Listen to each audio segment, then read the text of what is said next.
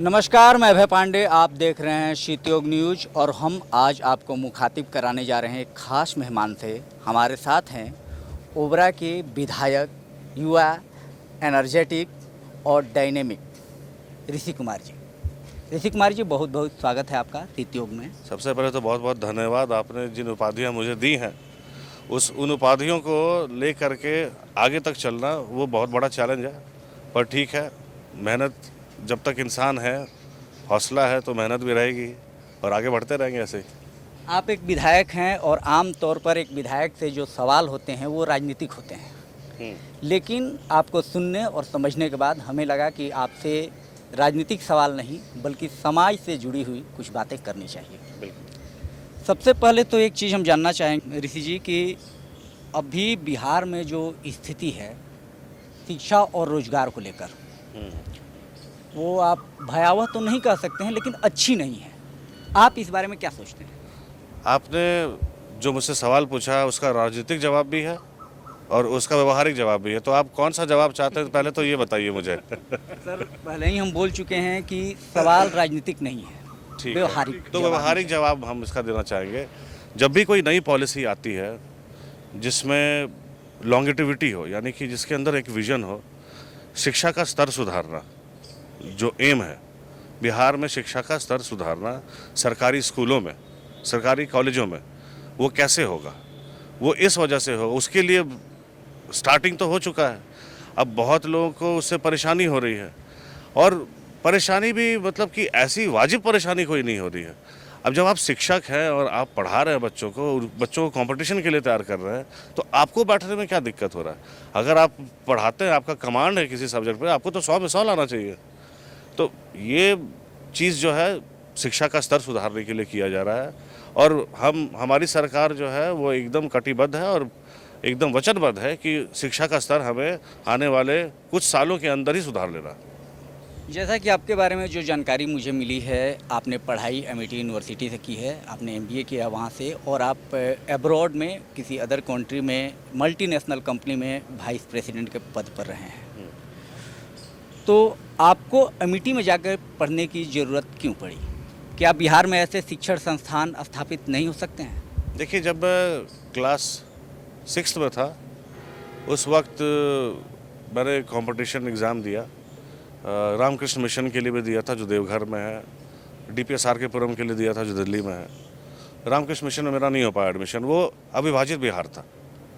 Are के mission उस time Bihar में था, तो उसमें नहीं हो पाया मेरा और डीपीएस आर के पुरम में मेरिट लिस्ट में आ गया, तो क्लास 6 में मैं वहीं चला गया।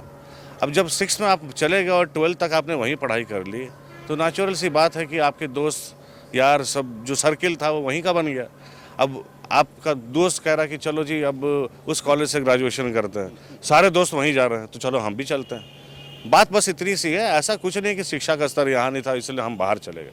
हमने तो यहाँ के आर के मिशन के लिए भी दिया था, नहीं हो पाया। लेकिन सर, गुणवत्तापूर्ण शिक्षा की जब बात होती है तो कहीं ना कहीं लोगों का विश्वास जो है बिहार से डगमगाया जा रहा है। अब यही तो मैं आपसे कहना चाह रहा हूँ कि इसी के स्तर को सुधारने के लिए तो मतलब रिवोल्यूशनरी स्टेप्स लिए जा रहे हैं, जिससे कुछ लोगों को तकलीफ हो रही है। लेकिन आप देखेंगे इसका दूरगामी जो परिणाम होगा, आप देखेंगे शिक्षा का स्तर सुधारना शुरू होगा और यहाँ पे बाहर से पढ़ने के लिए बच्चे आना शुरू कर देंगे। सर, ये तो इतिहास रहा है बिहार की ज़मीन का कि यहाँ लोग बाहर से आते थे पढ़ने के लिए। इतिहास दोहराना है, वही नालंदा विश्वविद्यालय और वही जो है क्रिएट करना है बिहार में।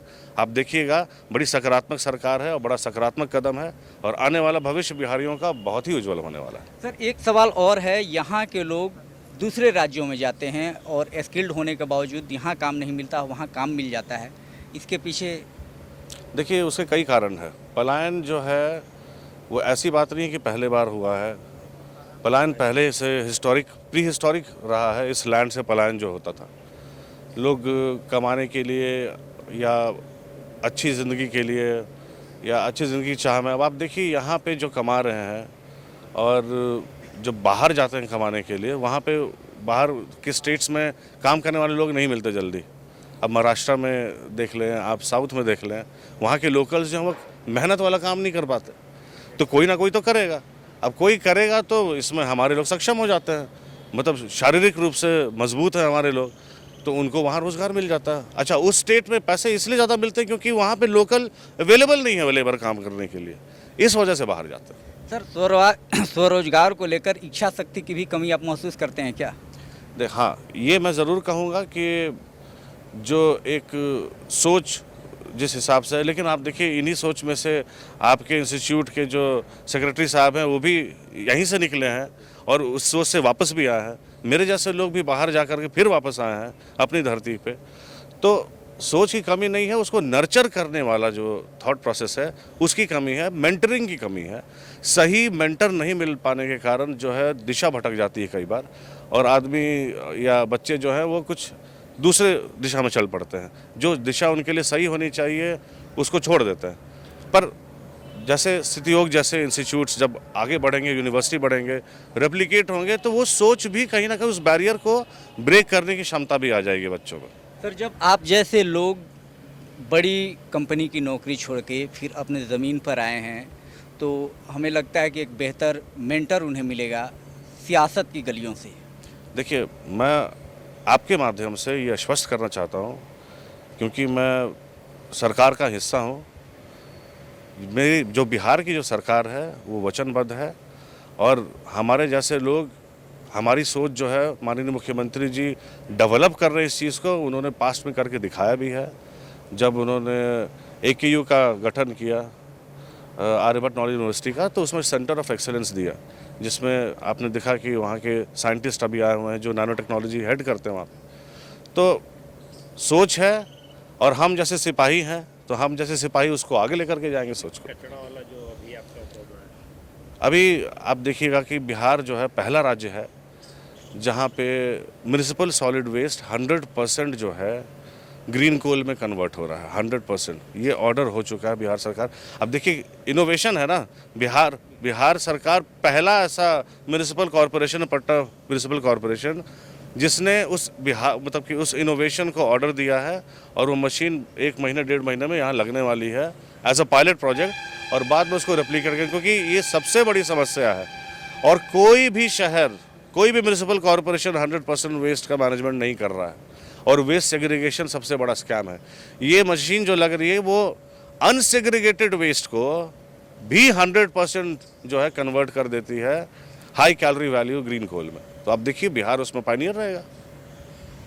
तो आपने सुना, अभी हमारे साथ थे ओबरा के विधायक ऋषि कुमार जी, और इनके ऊर्जा को भी आपने महसूस किया, इनकी सोच को भी आपने देखा। निश्चित तौर पर जब ऐसे लोग सियासत में उतरते हैं तो बदलाव आना लाजमी है। अभय पांडे, शीतयोग न्यूज।